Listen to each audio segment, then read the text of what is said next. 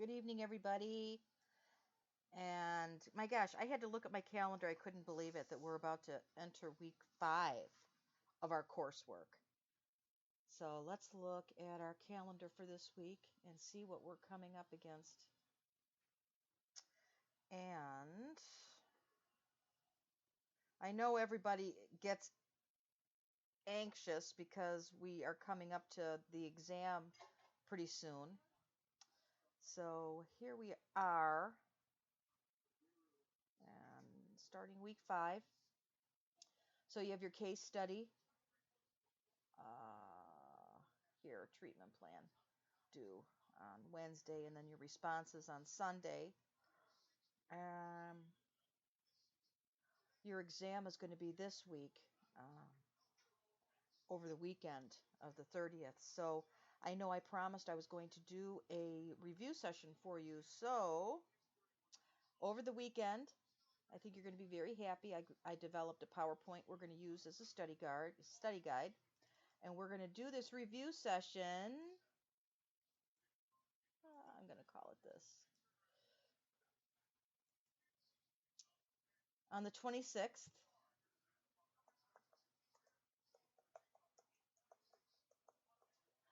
And that's going to be from 7, or no, I'm going to do it at 8 p.m. to 9 p.m. And I do that because if people are working the 12-hour shift, you'll be able to get home usually. And I'm going to develop an Adobe Connect link for you. So you'll see that I'll be posting that in the next couple of days. I have it done. I'll do it tonight. Um, Midterm review, 8 to 9, and Adobe Connect. There's a method to do it on Canvas. I haven't used it yet. I feel more comfortable with Adobe Connect, so I'm going to play around with the I can't remember what it's called, but there's something in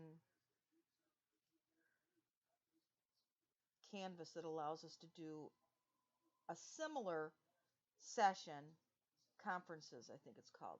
But for this first time, I think we're going to go ahead and use the Adobe Connect because I feel quite comfortable with that. So you're going to see I'll post the PowerPoint today, and you can look at that. But the PowerPoint is really vague. So what is my study sessions? I've been doing this for quite some time.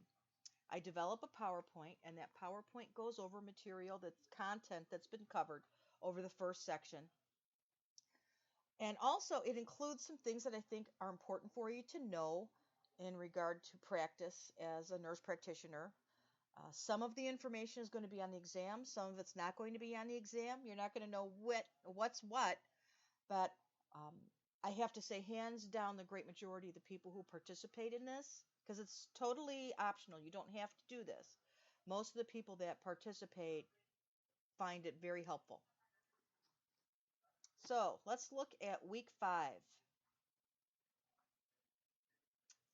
So what are we learning? We have our devotion here. And then we're going to be learning a lot about the genitourinary system and men's health problems, sexually transmitted infections. So this is a lot of stuff you're going to be seeing in practice. You may be seeing it now in practice.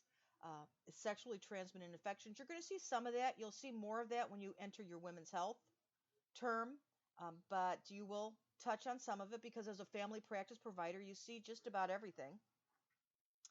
The objectives here is to learn how to perform a comprehensive health status functional capacity, formulate differential diagnoses, develop therapeutic plans of care, integrate that ethical, socioeconomic, and psychosocial, cultural factors, and evaluate the adequacy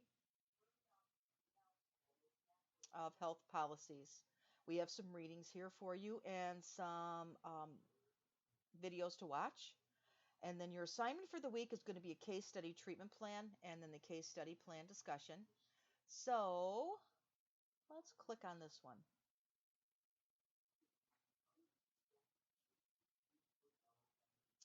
So reflect on the case study and group discussion of week 4. and complete a treatment plan on one case study and discuss the following. Of course, it would be to your benefit to use the case study that you worked so hard on.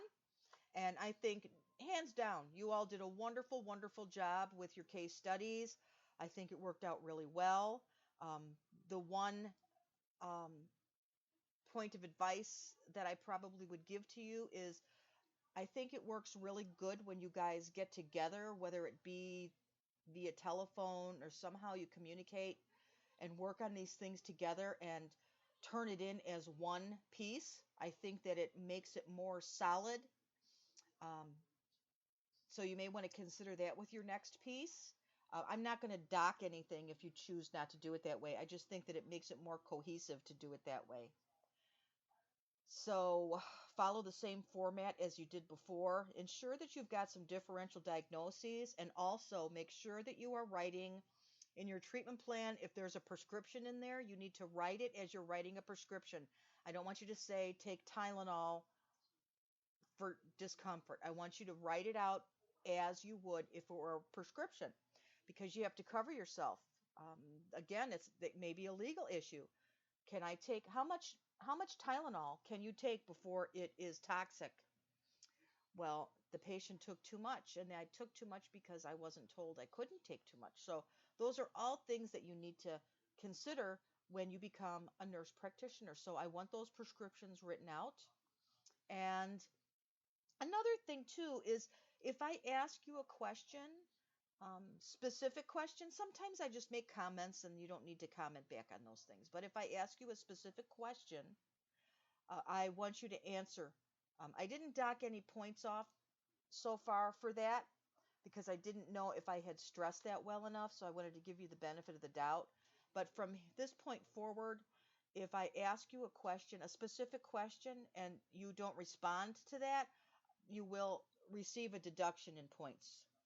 So, have a good rest of the evening, and hopefully by now, I think at this point in the game, you probably have a little bit of a flow going there. You're feeling a little more comfortable with the content. Hopefully, you're feeling a little more comfortable with my expectations. And I think that you may know that I am pretty accessible. So if you have a question or concern, you can reach out and I'll get back to you pretty readily. So have a good rest of your evening and good night.